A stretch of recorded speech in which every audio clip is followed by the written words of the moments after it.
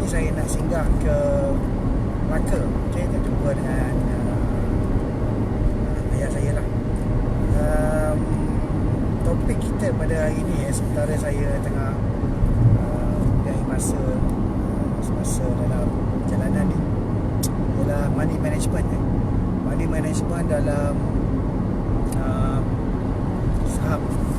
Yang ni topik ni memang tak banyak yang telah dibincangkan dalam mana-mana kursus saham ataupun daripada mana-mana sibu-sibu saham. Kebanyakannya ianya tidak dibincangkan secara mendalam. Okay, tidak dibincangkan secara mendalam kerana mungkin ianya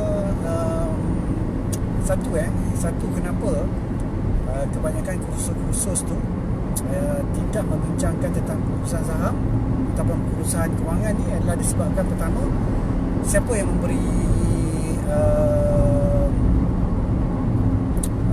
kursus tersebut, mereka memang mahukan kita membuat transaksi yang besar. Okay, transaksi yang besar dan punya kuantiti yang besar supaya mereka boleh mendapat komisen daripada transaksi-transaksi yang dibuat oleh anda semua. Okay, itu satu. Keduanya ialah mungkin mereka tidak memahami tentang konsep pengurusan kewangan dalam pasaran saham. Jadi dalam masa yang agak sedikit ini saya nak bincang sikitlah tentang bagaimana pentingnya pengurusan kewangan dalam pasaran saham ni. Okay, sebagai untuk memastikan kita kalau kita berada dalam pasaran saham, kita nak berada dalam pasaran saham tu bukan hanya untuk satu masa yang pendek. Kita mahu berada di dalam pasaran saham dalam masa yang agak panjang. Maksudnya kalau dalam 10 tahun ke 20 tahun ke, kita masih lagi dalam pasaran saham. Kita tak nak nanti kalau kita masuk je dalam pasaran saham, baru sebulan masuk terus rugi dan terus insaf, taubat, tak nak masuk dalam pasaran saham. Jadi penting kita untuk mengurus kewangan kita ni dalam pasaran saham, sebab ianya adalah satu aspek yang penting untuk memastikan survivability, okay? Pedagang-pedagang ataupun pelabur-pelabur saham memang sangat-sangat penting dalam kita boleh tahu kita punya mindset kita. Contoh kita ada 3M tu mindset, method dan juga money management. Okay, yang pertama dan kedua ni tak ada masalah. Yang kedua tu lagi banyak lah. Maksudnya kita ada banyak sifu-sifu kat luar tu yang cerita tentang M kedua tu, method. Okay, you boleh pakai method buy on dip ke, buy on breakout ke, buy on support ke, dan macam-macam lah strategi-strategi yang diguna pakai oleh coach saham, sifu saham semua kan. Jadi method ada memang banyak. Okay, you pakai moving average, okay, MACD, pakai RSI ke, stochastic ke, you pakai parabolic SAR ke dan sebagainya. Okay, banyak indikator ataupun metod yang kita boleh guna, aplikasikan dan kita boleh pelajari. Tetapi satu je, iaitu kita macam mana kita nak kawal. Kita selalu dengar dalam saham ni, emosi adalah satu perkara yang sangat penting yang kita nak lawan. Okay, emosi. Tadi orang tanyalah emosi tu apa emosi kan. Okay, sebenarnya emosi ni lah emosi tamak dan emosi takut kita. Okay, emosi kita fear of missing out. Okay, kita nak kejar harga. Kita emosi euforia, iaitu kita semua orang nak beli benda tu masa tu. Semua dah macam dekat puncak dah tu, tapi nak juga beli kan sebab euforia. Okay, so itu semua adalah emosi. Emosi ni kita kena kawal sebenarnya. Emosi kita kena kawal. Sampai maksudnya kalau kita dalam bahasa lain, kita kena kawal nafsu kita lah. Kita kawal nafsu kita. Ya, nafsu contohnya kita nak untung besar. Kan, untung besar maksudnya kita kena beli position size yang besar. Okay, position sizing yang besar, sebab kalau untung besar. Tapi kita pernah tak terfikir, apabila kalau kita rancang harga naik tapi harga tak naik, harga melibas ke bawah. Bila harga melibas ke bawah tu, itu lah masalahnya. Kita punya position sizing tak betul, maka kerugian kita pun besar. Okay, bila kita kerugian besar, itu yang menyebabkan kita makin akan terganggu emosi kan. Kita mungkin buat keputusan yang salah dan seterusnya, kita balas dendam kita balas dendam sebab kita dah rugi kita nak balas dendam. Okay? Jadi pengurusan kewangan dalam saham ni sangat-sangat penting lah. Penting bagi saya, penting sebab saya dah berada lama dalam pasaran saham, dan saya pun tahu kesilapan saya ialah sebabkan emosi, sebabkan tamak, sebabkan takut, sebab tu rugi. Okay? Dan untuk kita berada dalam pasaran saham dalam jangka masa yang panjang, kita kena menjaga money management kita ni. Dalam money management is very very important. Tak kira lah merempit ke ataupun swing ke, intraday ke, money management is very important. Okay? Pengawalan risiko kita tu ialah sangat-sangat penting. Berapakah risiko yang sanggup kita tanggung daripada pembelian saham kita tersebut? Contoh kita beli counter A, kan, kita tahu yang kita boleh untung contohnya 1,000, tapi kita pernah tak ukur berapakah kerugian yang bakal kita dapat kalau kita punya perancangan kita tu tak jadi macam yang kita rancangkan. So kita selalunya tertinggal bab tu. Kita fikir untung, tapi kita tak fikir pula pasal kalau harga jatuh rugi berapa. Sanggup terima? Itu soalan saya. Sanggup tak terima kerugian yang kita akan hadapi jika harga tidak mengikut apa seperti yang kita jangkakan? Okay? Sanggup ke tak? Jadi yang ni yang penting penting dalam pengurusan kewangan. Okay, pengurusan kewangan dalam pasaran saham. Lagi satu kita perlu tahu juga position sizing is very important. Position sizing is very important. Okay, kita contohnya kalau kita tengok kita nak beli sesuatu saham tu, kita kena buat perkiraan. Okay, risiko yang kita sanggup rugi, okay, let's say lah kita cakap 1% daripada total modal kita. Okay, modal kita contohnya kalau ada 100,000, 1% daripada 100,000 adalah 1,000 ringgit, RM1,000. Jadi kita sanggup rugi RM1,000 kalau kita letak 1% sebagai kita punya risiko of our, okay. So risiko of 1% of our total capital, that will be RM1,000. Okay, RM1,000 rugi. Okay, rugi. Dan sebab kita dah buat calculator risk ni, tapi kita kena tahu berapakah untung yang kita boleh juga dapat apabila kita membuat pembelian counter tersebut. So kita dah buat kira, okay, maybe kita punya rugi 1,000 tapi kita punya untung 2 kali ganda, iaitu 2,000. So itu adalah calculator risk. Okay, risk and reward kita adalah 2:1. Maksudnya kita boleh untung 2, kita boleh rugi 1. So 2:1. Okay, 2:1. Alright. Okay, itu pertama ialah kita nak calculate kita punya risiko kita yang sanggup kita tanggung. Kita boleh tinggikan risiko kita kepada 2% ke, ataupun kita boleh kurangkan lagi risiko kita kepada 0.5% untuk setiap trade dan sebagainya. Okay, bergantung kepada kesanggupan kita. Okay, kesanggupan kita Okay, contoh tadi saya bagi contoh modal 100,000. Tapi kalau kita punya modal kecil sikit, kan? Kalau modal kita 50,000, maksudnya kita sanggup rugi kalau 1% RM500 untuk satu trade. Kita sanggup rugi RM500. Okay, RM500 untuk satu counter. Jangan lebih daripada 1%. Jangan lebih daripada 1%. Kalau kita contohnya tak jaga, okay, kita punya risk, okay, kita punya money management, kemungkinan kita akan rugi 10%, 20% atau 30%. Okay, so benda ni akan compound tau. Dia bukan hanya kita bila kita beli tu, okay, kita akan compound kita punya value. Contohnya kita beli saham, harga saham naik, maka kita akan compounding value kita punya net worth, kan. Tapi kalau kita beli saham tu yang harga menurun, maka kita punya kerugian tu pun akan compound. Okay, compounding juga. So kita kadang-kadang lupa yang kita beli saham, kita ingat compound ke atas je. Tapi sebenarnya dia boleh compound ke bawah juga. Dia boleh compounding ke bawah juga. Maksudnya saham tu makin jatuh. Okay, so bila dia jatuh, rugilah kan, rugi. So kita, sebab tu kita kena letak set kita punya risiko yang kita sanggup tanggung 1%. 1% tu pula kita boleh tahu berapa banyak kuantiti size yang patut kita beli. Size positioning sangat-sangat penting. Okay, sebab contohnya kalau 1,000 tu, okay, kalau you modal 100,000, you punya risiko 1%, 1,000. So kita nak tahu berapakah harga yang boleh kita cut loss dasarkan kita punya risiko tadi 1% 1,000 tu. So dekat situ lah kita boleh buat calculation kita, okay, berapa position sizing yang kita perlu beli, okay, dan kita sanggup rugi 1,000, okay, tapi dalam konteks ni kita boleh dah tahu dah kita boleh beli hanya berapa unit yang kita patut beli, okay, untuk kita jaga kita punya risiko kita itu, supaya kita tak rugi lebih daripada 1% daripada kita punya modal kita.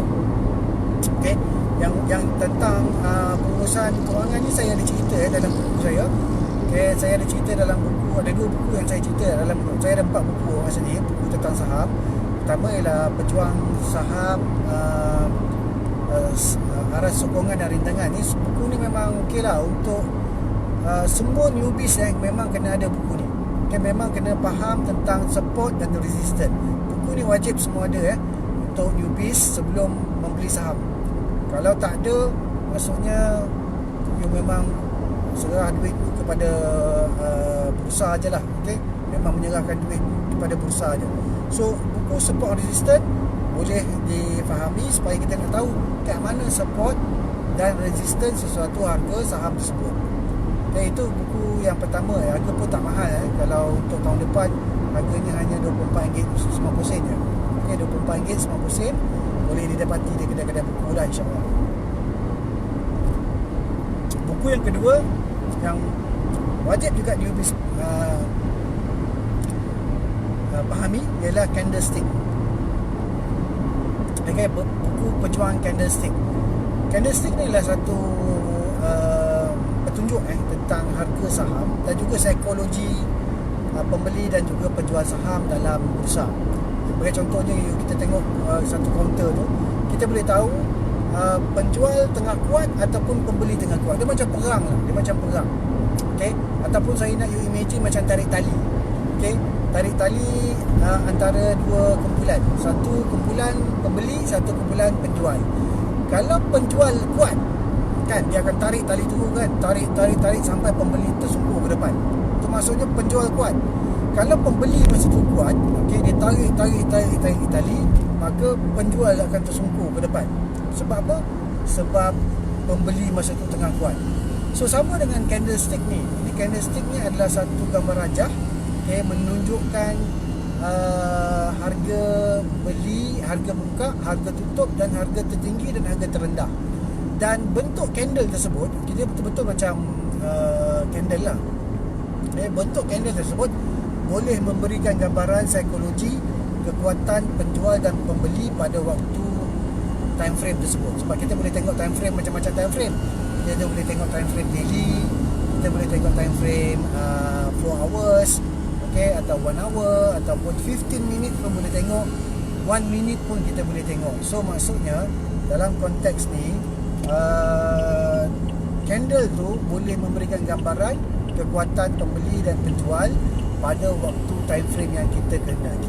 So ini pun buku yang saya sarankan wajib kepada newbies kat luar sana untuk baca, faham, jadikan rujukan. Okay? Jadikan rujukan untuk memahami tentang candlestick. Ditulis dalam bahasa Malaysia.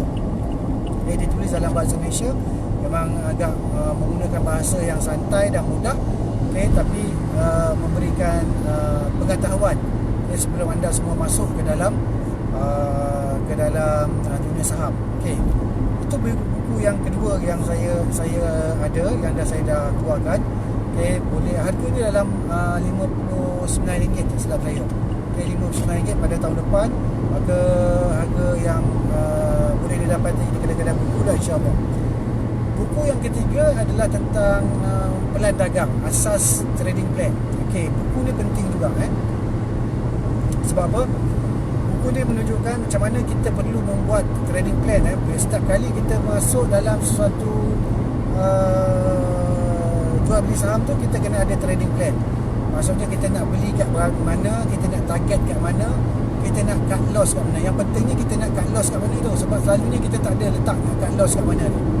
Okay, so yang ni sangat penting untuk kita aplikasikan dalam kita punya pembelian saham. Okay, maksudnya asas pilihan dagang ni, tajuknya Pejuang Saham Asas Pilihan Dagang, adalah satu buku yang sangat penting kepada newbies yang dah start nak beli saham. Maksudnya kalau nak beli saham tu at least kena ada trading plan. Mesti ada, wajib ada, kena ada trading plan. Kalau tak ada trading plan, memang kita ni tak merancang lah. So kalau kita tak merancang, maksudnya kita merancang untuk gagal. Okay? So mesti ada trading plan supaya kita boleh tahu apakah kita punya perancangan kita dalam, kalau harga saham tu naik, okay, macam mana. Kalau harga saham tu turun, tu pun nak kena buat sesuatu. Kena ada reaktif, okay? Kena ada reaktif behavior apabila harga saham tidak menjadi seperti yang kita rancangkan. Itu buku yang ketiga, memang saya sarankan juga wajib dibaca oleh newbies yang dah mula untuk membeli saham di dalam Bursa Malaysia. Yang keempat adalah buku strategi persediaan dagangan. Yang ni ialah dia panggil dalam bahasa Inggeris setup. Okay, trading setup. Dalam saham ataupun dalam forex ke, dalam bitcoin ke apa, sebenarnya dia ada 3 trading setup yang asas. Method dia yang berbeza-beza. Okay, method dia contohnya you pakai Bollinger Band ke, you pakai indicator ke, you pakai harmonic pattern ke, you pakai apa ke, tak, itu semuanya method. Tapi setup dia sebenarnya ada 3 yang asas. Pertama ialah buy on breakout, BOB. Okay, kita hanya beli apabila saham tersebut telah melepasi sesuatu rintangan. Okay, buy on breakout ni macam buy on dia breakout lah, sudah rintangan yang lama dan tiba-tiba breakout, maka itu menunjukkan satu perubahan trend yang akan berlaku, ataupun dia nak bagi kepada satu level lagi resistant yang seterusnya. So ini buy on breakout, ini adalah strategi yang sangat-sangat ramai guna dalam pasaran bursa. Itu almost majority, almost about 50%, more than 50% of the bursa traders menggunakan strategi ni, strategi buy on breakout. Okay, yang keduanya adalah strategi buy on dip. Okay, ini maksudnya saham tu tengah uptrend tapi dia membuat correction. So yang correction ni lah, masa correction lah kita membeli supaya dia boleh meneruskan. Apabila saham tu meneruskan kenaikan, kita boleh mendapatkan keuntungan. Itu yang keduanya. Yang ketiganya ialah buy on support. So ini memang beli kat lantai. Okay, bahasa mudahnya kita beli kat lantai. Lantai yang maksudnya lantai ni dah 2-3 kali kena test, tak bocor-bocor. Itu memang very strong support, kita beli. Okay, lantai yang tak bocor-bocor kita beli kat situ supaya kita boleh mendapatkan keuntungan apabila dia cuba naik ke arah resistant. Okay, alright. Okay, so saya nak tengok ada soalan ni. Kejap. Soalan daripada kat sini. Iskandar Zulkifli nak pergi mana ni? Dan nak pergi balik Kilai lah ni, nak singgah Melaka jap. Okay, nak singgah Melaka jap. Ada soalan lain tak? Kita tengok, kita buka soalan.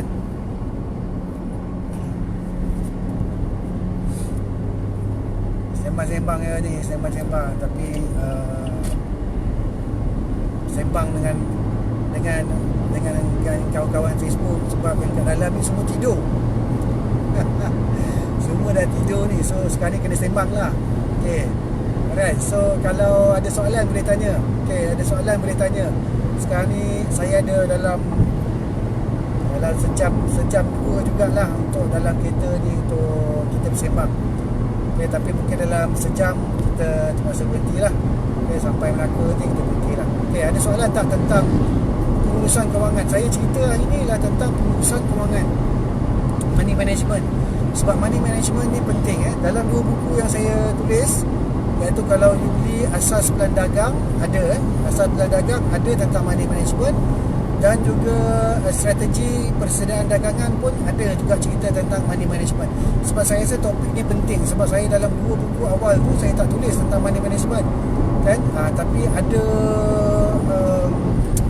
selepas buku ni saya akan sentiasa akan cuba masukkan juga topik money management ni sebab ini adalah satu perkara yang sangat-sangat penting. Okay? Sangat-sangat penting dalam pasaran saham, money management. Bukan hanya kita dalam kita punya kehidupan biasa. Kehidupan biasa kita pun money management pun penting juga, pengurusan kewangan kita. Tapi dalam pengurusan kewangan saham pun ada. Masa nak beli jual beli saham tu, harap kita kena faham kita kena faham apa beza antara pengurusan kewangan dalam saham dan pengurusan kewangan dalam kehidupan seharian kita. Okey, yang paling penting, yang bukan maksudnya paling penting, yang penting ialah kita punya pengurusan kewangan ni. Kita yang biasa tu mesti betul lah. Yang tu mula-mula mesti betul. Sebelum kita masuk saham, yang tu kena betul dulu. Perancangan kewangan kita kena betul. Barulah kita boleh masuk dalam saham. Sebab saham ni ialah dah masuk level yang kedua, iaitu level pelaburan. Okay, level orang-orang yang jadi investor. Kan kalau kita tengok Robert Kiyosaki kan, Robert Kiyosaki beritahu kita ada 4 jenis manusia. Yang pertama ialah yang bekerja, yang employee. Okay, employee ni ialah macam orang biasa yang kerja, macam kita, macam saya pun bekerja kan. Okay, kebanyakan employee ni dia tak boleh lah nak jadi kaya sangat lah. So, bukan kita nak kaya sangat pun, tapi maksudnya kita nak senang lah. Okay, employee biasa tak boleh kalau tak ada perancangan kewangan yang betul. Okay, yang keduanya ialah yang self-employed. Okay, professional. Contohnya macam doktor buka klinik gigi.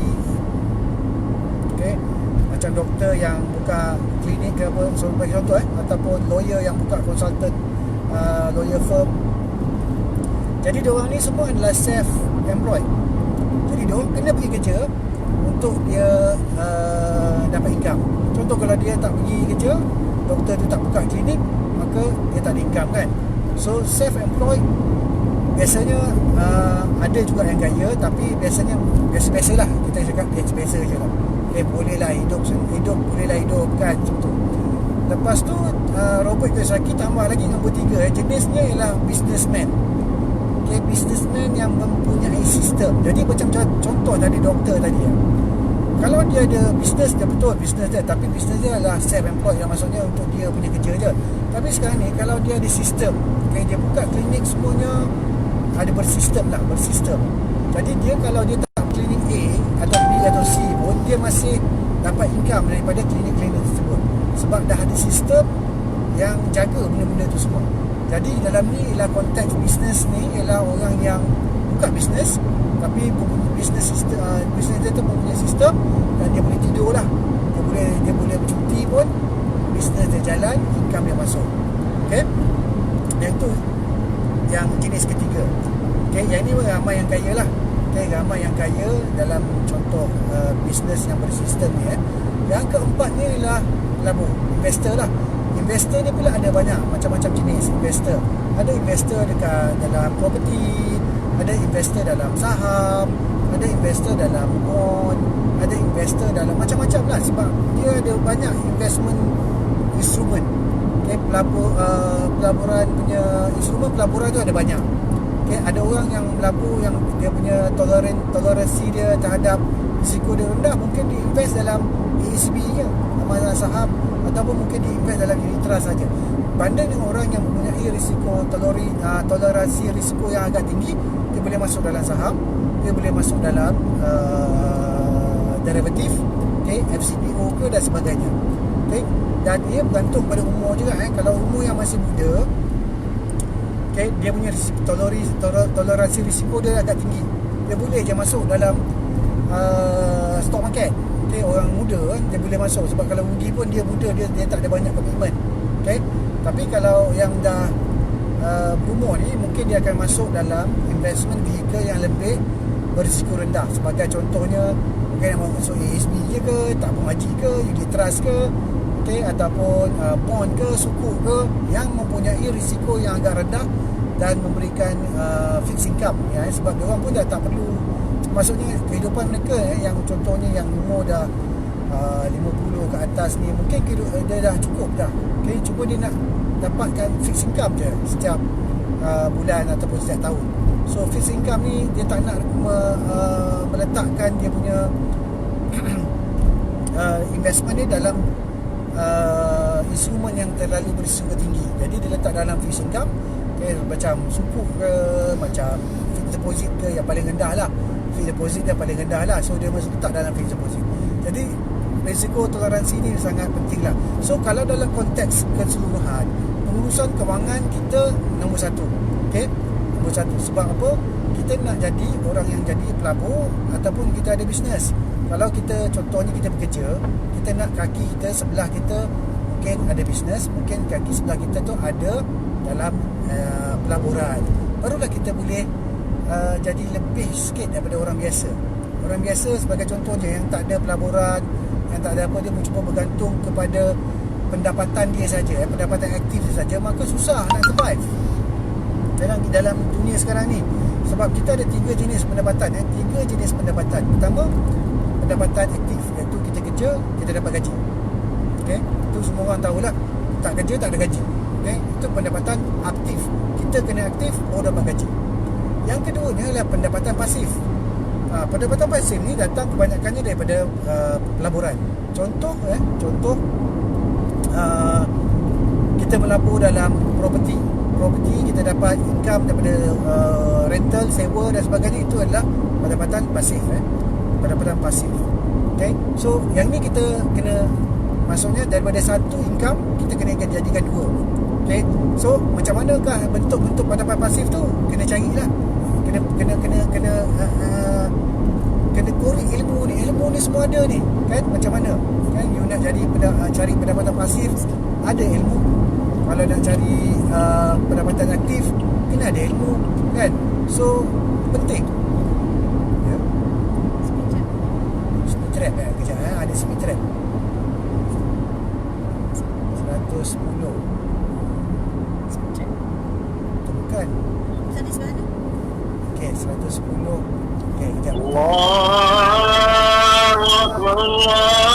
Okey, kita sambung balik. Jadi kita ada 2 pendapatan sekarang ni, iaitu pendapatan aktif, pendapatan pasif. Dan ketiganya adalah pendapatan portfolio. Pendapatan portfolio ni adalah pendapatan dari pelaburan lah. Sebagai contohnya kita melabur sikit dekat saham, kita melabur sikit dekat unit trust, kita melabur sikit dekat ASB, kita melabur sikit dekat tabung haji. So ini adalah dipanggil pendapatan portfolio. Kita tanya diri kita ada tak 3 pendapatan, ataupun kita hanya ada satu je pendapatan kita? Kalau kita ada satu saja, maka kita adalah macam, jangan takut, kita adalah macam kebanyakan orang ramai. Kita adalah macam orang-orang kat luar saja.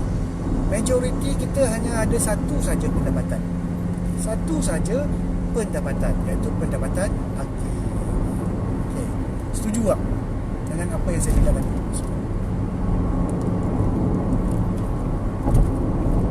Dia bercakap ni ke yang cakap? Setuju tak apa yang saya cakap? Kita perlu cari lebih daripada satu pendapatan. Kalau tak ada pendapatan, maksudnya tak ada kojor lagi, memang satu pendapatan pun tak ada, itu memang wajib kena cari satu lah.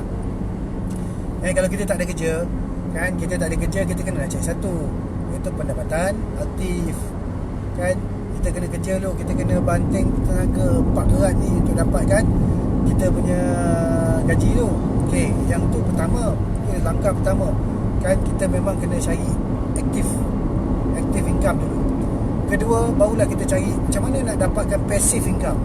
So passive income ni nak dapat, dia punya strategi ya, pertama ialah kena simpan, kena buat simpanan. Okay, so yang tu boleh bacalah buku-buku tentang perancangan kewangan dan sebagainya. Kita memang kena simpan dulu, barulah kita boleh dapat menjana pendapatan. Ada speed trap sekejap saya kena bawa 110. Depan tu ada speed trap.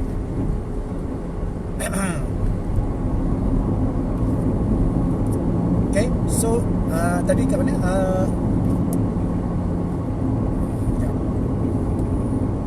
Tak tahulah speed trap ni boleh ke tak, kan dia tangkap gambar ke tak, tak tahulah sekarang. Okay, so tadi kita, okay, kalau kita tak ada pendapatan, kita kena cari pendapatan aktif. Lepas tu kita kena cari pendapatan kedua, iaitu pasif, iaitu kita buat pendapatan pasif lah. Pendapatan pasif banyak saya bagi contoh. Rumah sewa, okay, royalty daripada lagu-lagu macam Iskandar. Okay, kalau dia jadi penyanyi top nanti kan, dah meletup-letup tu, mungkin ada royalty. Royalty tu adalah pendapatan pasif. Okay, kalau daripada muzik. Okay, royalty juga mungkin boleh datang daripada penulisan, buku. Okay, buku kalau kita menulis, kita dapat royalty 10% je, tak banyak. Okay, mula-mula penulis baru mungkin 8% je dapat, 8% daripada harga buku. Okay, contohnya harga buku, kadang-kadang dia ambil daripada harga buku ataupun harga distributor. Okay, contoh harga buku RM100. Okay, kalau harga distributor, selalunya distributor ambil 60%. Ni saya buka cerita ni. Distributor ambil 60%. So maksudnya daripada RM100 tu, RM60 dah pergi kepada distributor dengan kedai buku. RM60 dah pergi kepada kedai buku, dan juga dia dah pergi kepada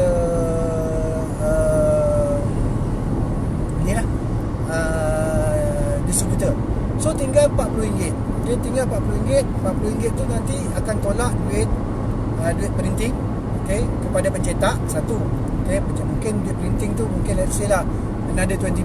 So tinggal 20%, tinggal RM20. Lepas tu kena bagi juga kepada penulis. Penulis selalunya akan dapat 10% daripada distributor price. So distributor price tadi RM40. So dia akan dapat RM4 lah kalau 10%. So RM40, okay, kali 10% dapat RM4.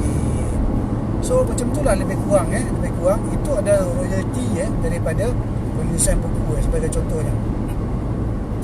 Dan banyak lagi lah ni passive income. Maksud passive income ni, kita tak payah kerja tau. Kita tak payah kerja, kita dah buat kerja sekali contohnya. Lepas tu dia datang je. Kita sewa rumah kan, dia akan bagi setiap bulan kan. Cuma kadang-kadang kita kena nak buat maintenance sikit dan sebagainya lah. Tapi dia datang je setiap bulan. Ataupun royalty buku, lepas kita dah tulis sekali tu, kita kerja tu memang sekali, tapi lepas tu dia akan datang je setiap tahun, dia bagi royalty. Kalau banyak jualan, banyaklah royalty. Kalau tak ada jualan, lopong lah. Okay, so maksudnya macam tu. Okay, so inilah pendapatan yang kedua yang kita kena cari. Okay, kalau contoh dia ada dua dalam passive income ni. Satu, kalau kita tak ada modal, kita kena invest kat tenaga kita. Contoh ni contoh. Invest kat tenaga maksudnya kita menulis buku. Kan kita kena invest kat tenaga. Betul tak? Kita kena tulis, kita kena labur masa, kita kena baca buku, beli buku dan semua sebagainya kan. Itu adalah kita kalau tak ada duit. Okay, kita invest kat tenaga. Kita punya time. Dia panggil time lah. Invest in our time. Tapi kalau kita dah ada duit, kita dah buat simpanan kita setiap bulan, simpan sampai cukup duit kita untuk beli, buat down payment untuk beli rumah sebagai contohnya. Kita beli down payment untuk beli apartmen. Okay, kita dah ada kumpul duit. Apartmen tu harga RM200,000. So kita dah kumpul duit setiap bulan simpan, kita dah kumpul sebanyak RM20,000. Okay, kita dah kumpul sebanyak RM20,000. Kita down payment. Lepas tu down payment untuk 10% tu. Lepas tu kita perlu ada juga duit ekstra lagi tu untuk bayar lawyer, untuk bayar buat grill apa semualah. Dan juga kalau you nak sewakan nanti, mungkin kadang-kadang you kena include elemen untuk letak furniture dan sebagainya lah. So mungkin you kena extra lah sikit. Okay, so extra lah sikit. So you simpan tu kena extra sikit. So bila you dah ada simpanan tu, so you gunakan duit. Okay, tak gunakan time macam tadi. Tadi gunakan time, sekarang ni gunakan capital. Okay, gunakan capital. Maksudnya duit simpanan you tu, you masukkan, you laburkan sebagai modal you, okay, capital untuk dalam satu pelaburan. Jadi apabila you dah laburkan tu, maksudnya contohnya you beli rumah dan you sewakan, okay, barulah ada positive cash flow. Okay, tapi kena buat kira-kira lah sikit Sebab apa? Kalau you kena bayar kat bank, contohnya setiap bulan RM1,000, tapi you sewakan kepada dekat market rental market masa tu mungkin dalam RM500. So you setiap bulan kena keluar RM500 lagi. Itu ialah negative cash flow tu. So kalau boleh, kita kena cari yang positive cash flow. Maksudnya you bayar kat bank RM1,000, you sewakan RM1,500, RM1,500. Itu baru okey. So at least setiap bulan kita dapat RM500 positif. Okay, RM500 positif. So maksudnya bagi you passive income. Dia bagi you passive income. Okay, alright. So itu baru yang kedua, iaitu kita ada passive income. Sekarang ni kita nak pelbagaikan lagi. Kalau you nak dua je pun tak apa, tak ada masalah. Okay. Kalau you nak dapatkan lagi satu income, you panggil portfolio income. Inilah income daripada you simpan dekat ASB ke, you simpan dekat saham ke, you simpan dekat bond ke dan sebagainya. Ini adalah dipanggil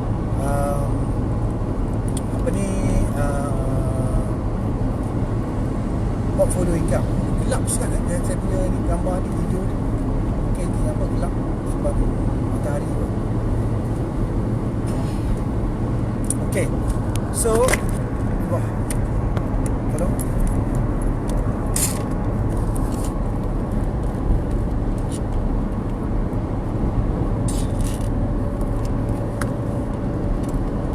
Jangan terjatuh pula ni.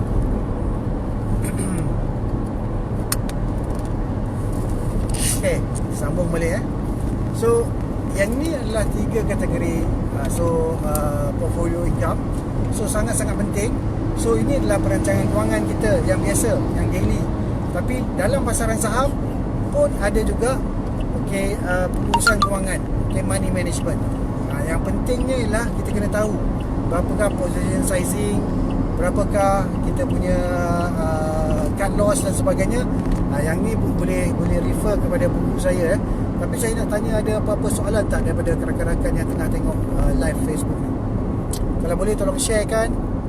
Boleh sharekan, ada soalan ke tak?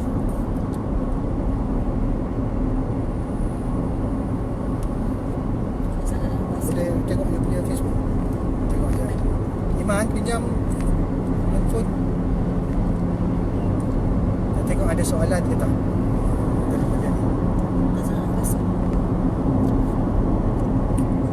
Drive safe, insyaAllah.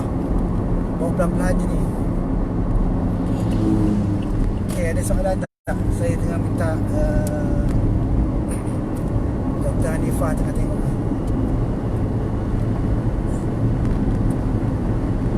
Okay, ada soalan, boleh tulis type kat situ, nanti ada orang bacakan.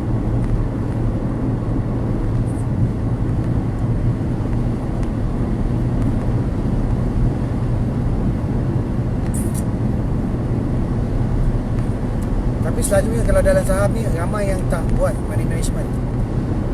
Sebab apa? Sebab emosi. Sebab nak untung besar. Nak untung besar, sebab tu kita terlupa yang rugi je. Kalau jadi rugi, memang rugi besar. Okay. Masa rugi besar tu, bila dah jadi rugi besar, tak sanggup pula nak cut loss.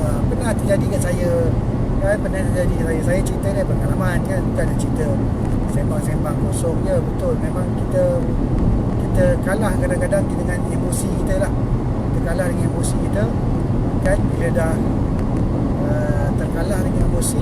Tak ada soalan ya? Tak ada soalan ya?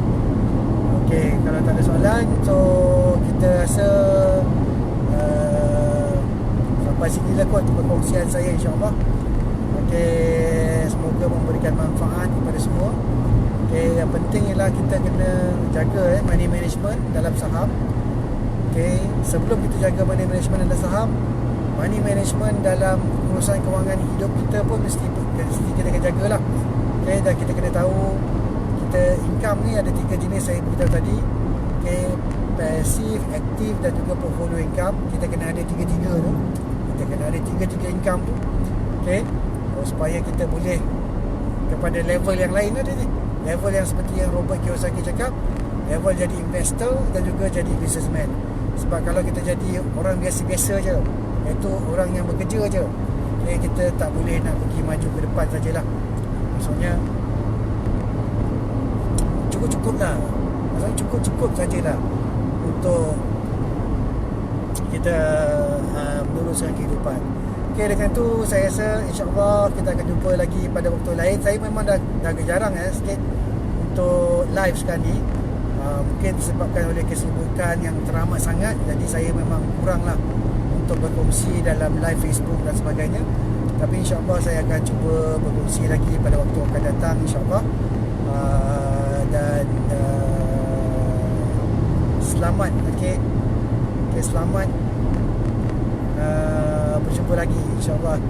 Salam dunia dapat, akhirat dapat. Assalamualaikum warahmatullahi wabarakatuh.